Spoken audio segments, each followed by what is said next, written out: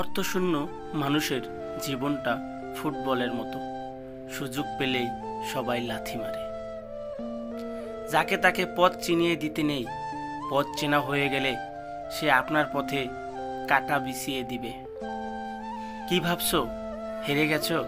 সবাই হাসছে তোমার উপর। ধৈর্য ধরো, অপেক্ষা করো, শেষ হাসিটা তুমিই হাসবে। যারা আমাকে সাহায্য করেনি আমি তাদের প্রতি কৃতজ্ঞ, কারণ তারা সাহায্য না করায় আমি নিজের কাজ নিজে করতে শিখেছি।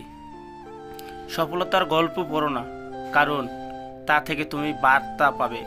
ব্যর্থতার গল্প পড়ো, সফল হওয়ার কিছুটা ধারণা পাবে।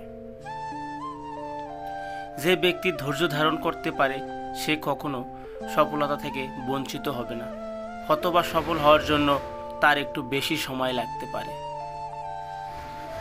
বিনা কারণে যখন দেখবেন আপনার শত্রু বেড়ে গেছে, তাহলে বুঝবেন আপনি একজন সফল মানুষ। কারণ ব্যর্থতা নয়, মানুষ হিংসা করে সফলতাকে। একা দাঁড়ানোর সাহস রাখুন। পৃথিবী জ্ঞান দেয়, সঙ্গ দেয় না।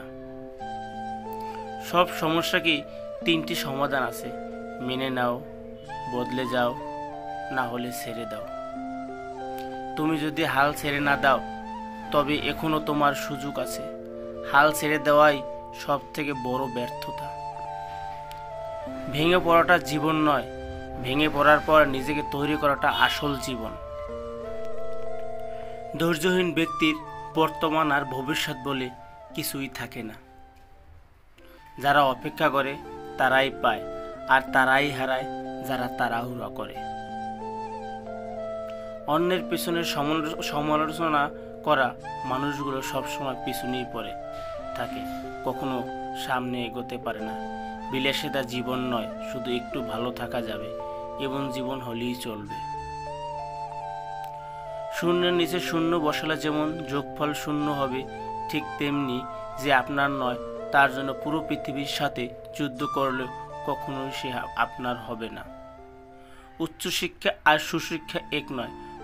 প্রথমটা দেয় জ্ঞান, আর দ্বিতীয়টা দেয় মনুষ্যত্ব। হিংসা তারাই করে যাদের কোনো যোগ্যতা নেই।